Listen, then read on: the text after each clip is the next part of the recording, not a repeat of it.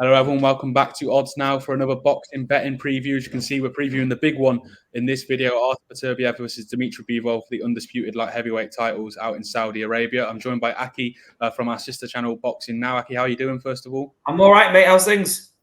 All good, mate. Yeah, you're looking forward to this one this weekend, I bet. I'm looking forward to it. Yeah, I'm not ignoring you. I'm getting the box rec up as we speak, so I can get the full event in front of me. I'm looking forward to the event. It's good from top to finish, to be honest. It is, yeah. There's a lot of decent fights on the undercard too. We'll start off with the main event, like I said, Beterbiev versus Bivol. I'll give a bit of background to the fighters first before we go into the analysis. I think there's a lot of talk this week about this possibly being the best fight that could be made in the sport at world level. They're both undefeated for all four of the major bouts. On the line. It was originally slated for June before Beterbiev got an injury, and forced a postponement to the fight. Bivol instead fought Malik Zinad and got his 6-round stoppage. That was his first stoppage in pushing 6 years. So he's not one that tends to end the fight inside the distance. In that period, though, in that 6-year period, he has picked up a unanimous decision victory over Canelo Alvarez to defend his WBA light heavyweight title. Moving on to Beterbiev, he's the polar opposite, really. He's had 20 fights, won all of them by knockout. His last fight was in January, where he demolished Callum Smith in the 7th round. He's shown he carries his power late too. 5 of his last 6 stoppages have came in the second half of the fight. So, Aki, what are your gut feelings around this one, the main event, first of all? Well, before the knee injury, I was going with Beterbiev. Or sorry, as my Russian friends told me, his name is pronounced Beterbiev. So there we go. Take it from them. But then the knee injury happened. In a fight like this, he's going to need to have full 360 movement. Legs are going to be so important. I'm still going with him, but it's a much finer margin this time. I'm going with him. I would say around a 55 to 45%. I'm going with Artur Beterbiev. Yeah, it's being billed. I think you can understand it when you look at their records, as though if anyone's going to win over the distance, it's Bivol, and if anyone's going to win inside the distance, it's Beterbiev. But he is an underrated boxer, Beterbiev. I think he's an Olympian. Is that something you would agree with, or would you say that you can see him using his technical ability to grind out a result on the cards if need be?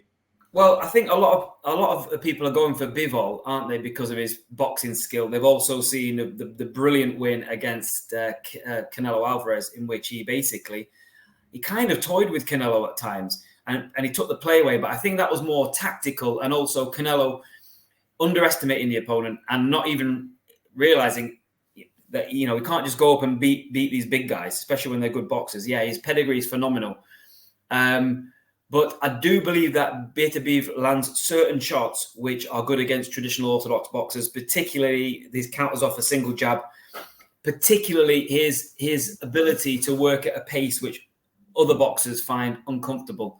Bivol's a very in and out boxer. He's got a brilliant style, but I wonder how good he would be completely backed up, which I think Beterbiev might be able to do.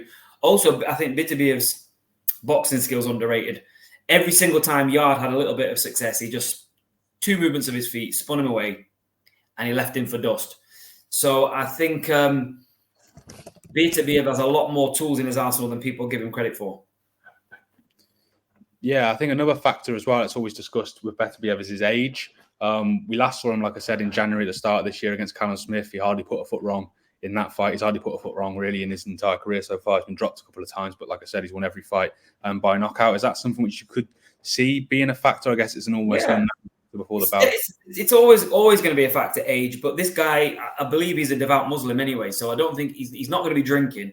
He's not going to be, out clubbing or anything like that. He's going to live well. So does Bivol, from what I've heard. But yeah, the age is a factor. But if you look at fighters like, I've only ever seen Beterbiev hit a few times in his career, so he's not been in damaging wars. He's not fighting every week. He's only had 20 professional fights. I don't think he's an old man or anything, even though he is pretty much my age. I think he's had less wear and tear than a lot of people. So the age could be a factor. It always can be. But let's remember that Bivol's 33 as well, which in boxing terms, given his long career as well, they could cancel each other out. I think they're both really virtually in their primes for this fight. Yeah, I think that's reflected on the betting odds as well. I'm just looking at me on another screen. Bivol is a favourite, odds on 4 to 5, the best price 4 to 5. Beterbiev is odds against at 13-10 at the current time of writing. It's a little wider than I was expecting, but like you said, it is very well spread. You said, and I think you're edging towards Beterbiev by knockout, or do you think he can, or it will be over the distance? I think those odds are going to change the second they see Beterbiev at the public workout smashing the pads. I think you're going to see that the odds change. I mean, the smart money is on Bivol because he's the boxer and he's already been proven he can defuse a power puncher or more than one power puncher. But Beterbiev has proved that he'll just demolish a power puncher. He's not bothered. He's also proved he can handle good boxers. So, look, it's a really close fight, to be honest. Some days I think Bivol's going to win, but today I think Beterbiev's going to win. So, yeah, I can see the arguments for both. It's a really good fight. It's the best fight you can make in boxing. So it's very close either way. You can't say for definite, can you? But yeah, I'm gonna stick with Beterbiev, and it's based on a few conversations I've had with people who've sparred him. Yeah, I agree as well. I'm probably gonna go edge that way. Beterbiev by knockout is 15-8 at the time of writing, at the time of recording. Yeah, by knockout. Sorry to answer your question. Yeah, by stoppage, and I wouldn't be surprised if the game plan is to stop Bivol working and to get him out in the middle rounds. But we'll see. We'll see. Bivol's class. Yeah. With Bivol as well, it's a strange one because he was knocking people out early on in his career, wasn't he? But then in the last 5, 6, 7 years, that's kind of stopped. We've not really seen him plant his feet. It took him 6 rounds to get Malik Zinad out of there last time out. He was very unfancied. He is by long. He's 13-2 Bivol to win inside the distance. I don't think many people will be backing that. Is there a world where you can see him stopping Beterbiev, or will you just think he'll stick to his boxing? No, he's been a light. They've both been light heavyweights for years, right? So that's going to affect the guy. I mean, Bivol's not a power puncher. Beterbiev has proved even at this age he can still make light heavy and he can still knock people out. So Bivol's proved that while staying consistent at light heavy, as he's got older, the power's gone. So he's worked on his boxing more. So there's no way I can see him stopping Beterbiev. There's absolutely no way I can see it. Yeah, you mentioned as well the middle rounds. Beterbiev, for anyone watching, is 6-1 at the minute to stop him between rounds 5 and 8. Could be a worthy pick, based on what Aki said there. We'll move on to the undercard then. There are a number of fights to dive into. Which one stands out for you, first of all, mate, if you were looking down the card and that's the one you're most looking forward to? Oh, man. I mean, I'm looking forward to all of them, to be honest. Let's have a... I reckon, Fabio Wardley and Fraser Clark is the one I'm looking forward to the most, I'd say. Yeah, those two. That's for the British heavyweight title, of course, a rematch from March. It was incredible watch. I mean, it was one of the fights of the year so far. It was a split decision draw in the end of it. Some controversy in that result. Who would you be swaying to in the main event? In that fight, sorry. Fraser Clark. I'm going to sway to Fraser Clark because he proved in the last fight he's got a much better boxing skills. Wardley is a guy you wouldn't want to meet on a cobbles, that's for sure. But I believe that Fraser made a big mistake if he didn't get knocked down, I would have won on the cards, right? So he made a big mistake. We had him on the podcast and he was talking about the mistake he made crossing his feet. I mean, I was a rubbish amateur boxer, but I still wouldn't cross my feet. So he said in those words, I made a novice mistake and crossed his feet, got caught on the ropes.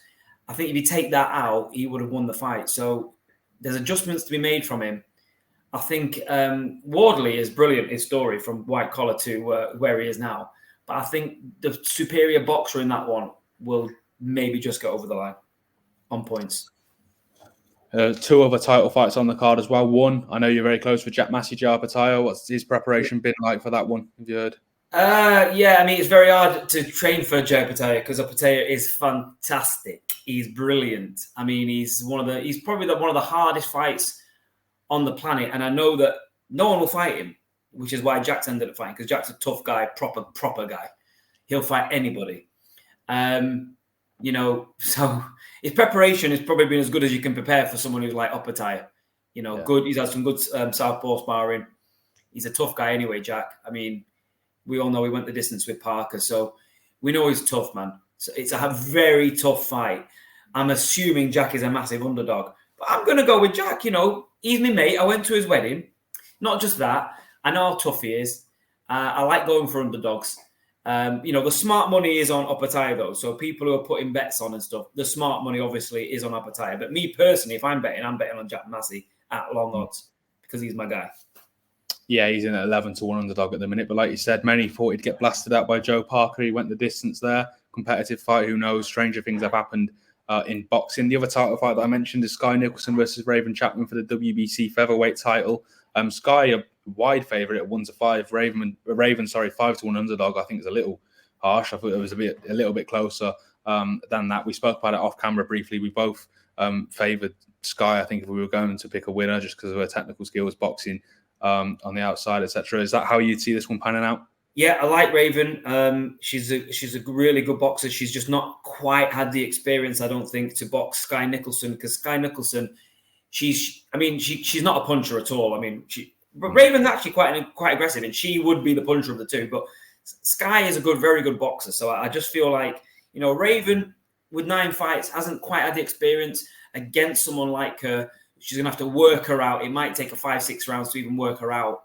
And that is a problem because she'll be behind on the cards. I expect Sky to win on points. Yeah, I think that's where most people are backing. I'm just looking at the method of victory now. Sky to win, by decision or technical decision is 1-4. Raven to win by knockout or technical knockout is 14 to 1, which is a tad surprising. She's had 9 fights. I think only 2 of them ended inside the distance, but she's got quite an aggressive style, hasn't she, as well? She does let her hands. The facts of the matter, and not being rude about it, is that you don't see many females at this weight who are going to score knockouts. You just don't. Whereas we know with the Savannah Marshalls and the Clarissa Shields and those sorts of fighters and Katie Taylors and Serranos, they can score knockouts. You don't see them much in this weight class, and I don't think we're going to see them from either of these two. No, that concludes our undercard talk and the main event, the full card already. We're both going for Beterbiev, who comes in at 13 to 10 to win outright. And on the method of victory, I'm just getting up now. By knockout, Beterbiev is 15 to 8, or by technical knockout or disqualification, which could be worth tippling some money on that as well. I think that concludes our preview for the full card. Wanted to keep this one sweet and short and sweet. Sweet and sweet. Yeah, and nice and concise ahead of a big night of action. Did you want to talk about the Eubank one or not, or are we not going to? Are we just going to leave it out of the accumulator? Yeah, we can talk about Eubank if you want. I think we're both agreed again that it's going to be Eubank's rightly a huge favourite. Seremeta are really his only fights of note have been against Gennady Golovkin and Jaime Munguia. I think both of them ended by stoppage. But I assume you'll be going with Eubank in that one too, mate. I'm going to go with Eubank, and I think a lot of people will probably include it in their accumulators because it is I can't see it would be a miracle if he lost that. I mean, I don't get the fight personally, so maybe that's why I wanted you to ask me about it, because I just don't get the fight, especially after you. I mean, I'm a fan of Chris Eubank Jr. I was there when he won the title against Raynell Quinlan. Went down to watch the fight and everything. This is the IBO title, but. You can't call out people like Golovkin, etc., and then fight Kamil Seremeta. So, it's for me, he's going to win it. He's going to win this, but I really want to see him fight a good name next. Yeah, Eubank a huge favourite on the outright, of course. No surprise there. It always seems like he's one fight away. Like he's always been one fight away for his entire career, doesn't it? So, it's a strange one with him. He's saying that next year he wants to fight Canelo or Conor Benn, etc. We'll see, providing he gets through. I think we'll see him fight Conor Benn. Yeah, I agree, especially with the Saudi money now. There's rumblings that the Conor Benn situation is going to be wrapped up in the next couple of months. Right, we'll tee this one off then, Aki, as well. Do you want to talk about quickly what's going on in boxing now? I think we'll be covering the fight out on the ground in Saudi this weekend. Yeah, we have the irresistible force that is Joe Ankia, who was the former TNT lead presenter for the boxing when it was started as BT, then went to TNT. She's going to be doing coverage from out there. She's flying out there on Thursday, I believe. So she'll be on the ground, and we're going to be obviously liaising with her. We might even do some live bits with her. So we're looking forward to seeing what she's going to send back to us.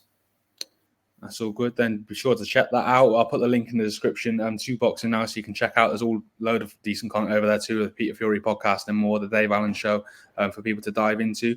Thank you to everyone for watching this. Good luck to anyone who is playing and gamble responsibly. It should be a great weekend on Saturday night. I think we're all looking forward to it. Cheers, mate. Have a good weekend, everyone. Bye.